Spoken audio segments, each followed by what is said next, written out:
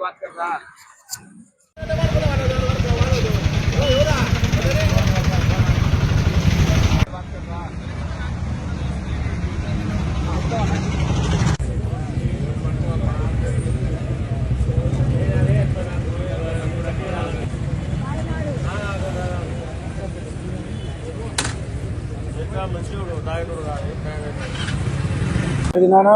శ్రీనివాసులు అనే అబ్బాయి మా షాప్లో పనిచేస్తూ ఉంటారు. వాళ్ళ ఆయన వాళ్ళందరూ మా షాప్లోనే 20 ఏళ్ళ నుంచి పనిచేస్తూ ఉన్నారు.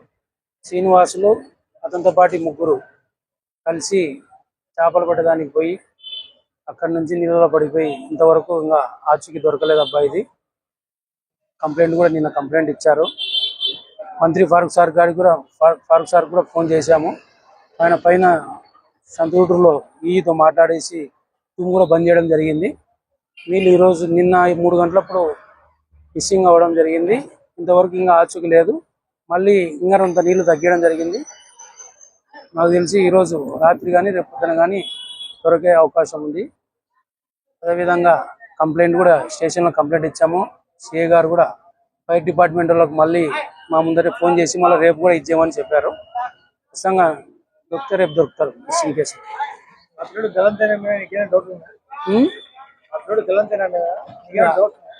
ఇప్పుడు ఆ పిల్లలతో పాటు మరో ముగ్గురు ఉన్నారు కాబట్టి రేపు బాడీ దొరికిన తర్వాత పోస్ట్ మార్టం రిపోర్ట్ చూసి దాన్ని బట్టి కేసు ఏం రాపియాలని ఆలోచన చేస్తాం.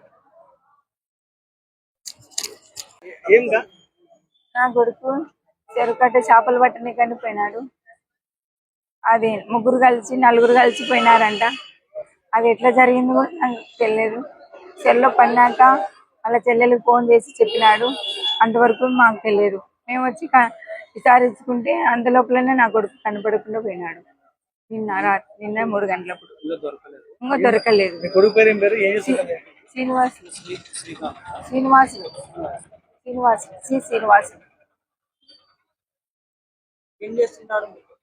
షాప్లో పనిచేస్తాడు. మనోజు, ఈశ్వరు, ఇంకొక పిల్లోడు. ఆ పిల్లోడి పేరు నాకు తెలియదు. కొత్త పిల్లోడు అంట. నా కొడుకు. నలుగురు కలిసిపోయినారు. నాకేం అనుమానం లేదు. ఏం జరిగిందో తెలియదు.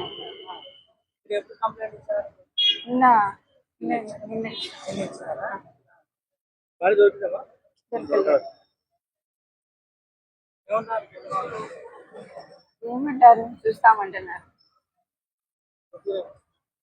గేట్లు ఎత్తమంటే ఎత్తలేని నీళ్ళు పుల్లు ఉన్నాయి.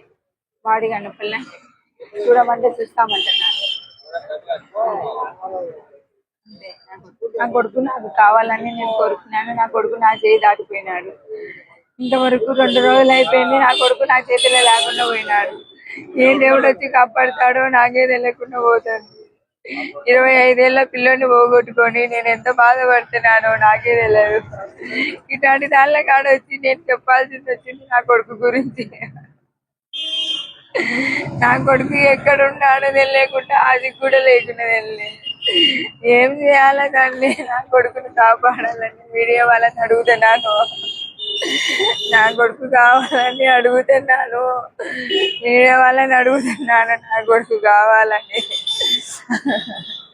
అది మీరే చూసుకున్నాను.